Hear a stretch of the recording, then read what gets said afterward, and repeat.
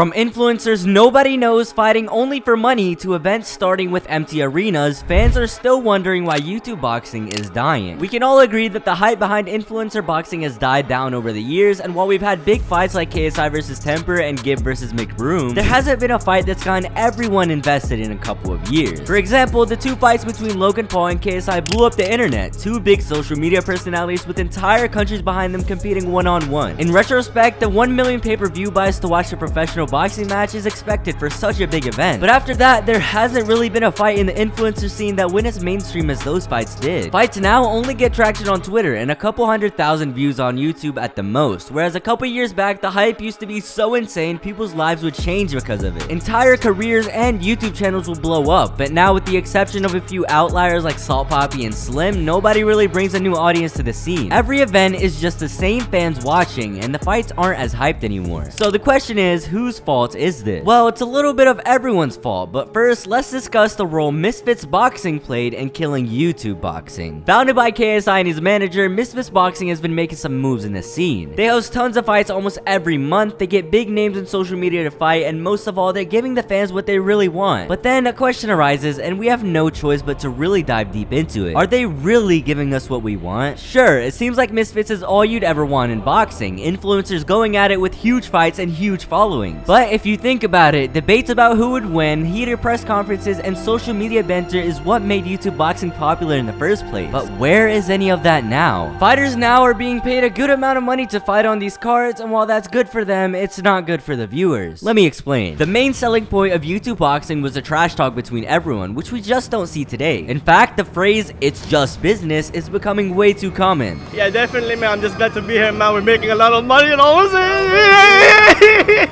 That's why we're happy. That's why we're happy. Josh is a very good guy. He's very likable, but not personal, man. Yeah, just business, man. Yeah, just business. Just doing my job. Like, gonna have to fight him like he owes me money. Fighters being buddy-buddy with each other defeats the whole purpose of the fight. Sure, you can argue that it's a competition of skill, but then we might as well just watch amateur boxing at that point. The whole selling point of why YouTube boxing is interesting and entertaining to watch is the personalities behind the fighters. With Misfits handing out fights like candy, no one really has to struggle to earn one. We don't starve for fights like we used to because it's all just spoon-fed to us, with the exception of big fights that are worth watching. So to sum up the problem with Misfits, there's just too many fighters and not enough personality behind the fighters. This can be easily fixed if fighters would just talk their trash and not be scared of being memed on or made fun of if they lose. That's all part of the game, and at the end of the day, no one really cares how good you are if you don't bring personality or something fresh to the scene. And as of now, Misfits isn't really doing a good job of providing that. YouTube is content, and without content, YouTube boxing is just amateur fight. But now we may have an alternative, and this time it gets the job done. Introducing Kingpin Boxing. Coming seemingly out of nowhere, Kingpin announced a boxing tournament a few months ago with a bunch of influencers already signed behind the scenes. One of these influencers was a Nissan Gibbs, someone who played a big role in popularizing YouTube boxing in the first place. In fact, he made a promo video indirectly dissing Misfits Boxing.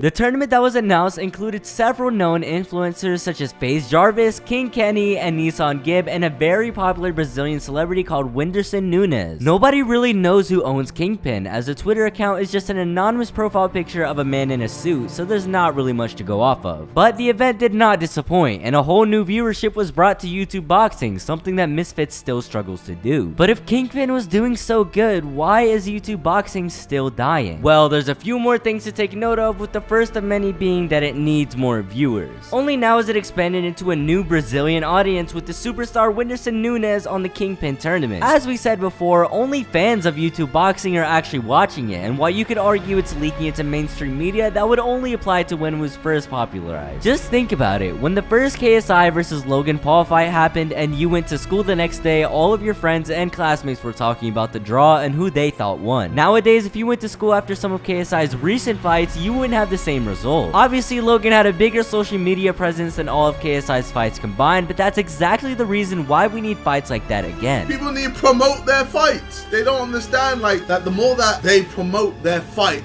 the bigger their fight is, the more hype there is, and then when you win the fight, you increase your value even more. Can't just rely on me to promote your fight, brother, I'm not Eddie Hearn. We all saw the Jake Paul versus Tommy Fury fight. Two undefeated crossover boxers going at it in the ring, and the winner takes home a strong reputation and proves all of the trash talk they built up for almost a year. So when he loses this fight, he's lost to a professional boxer. You've never even been 8 rounds. You're not like a real professional boxer. You've never actually fought a boxer. You had one 6-round fight. I know, but you've Anderson never even Silva's fought. So much yeah, better but he's an MMA fighter. But he's one of the greatest strikers of all time. No, that's MMA. As soon as Tommy Fury won, it was trending #1 on YouTube, and everyone was talking about it, even mainstream media networks and outlets, all because of the build-up and risks behind it. Nowadays, influencers won't have any banter, and they just keep it quote-unquote respectful with little to no confidence in themselves. Where is the animosity and fire that made us excited for these fights? The answer to that question is nobody knows. KSI and Jake Paul have been going at it for 5 years now, and still no one has signed a contract. It seems like maybe it's just not meant to happen because KSI is too focused on fighting lower level boxers like Windus and Nunes. KSI versus Tommy Fury could also potentially happen, but it's very unlikely. Nonetheless, all the smaller influencers need to step it up because without personality, this franchise is gonna die, and it's gonna die quick.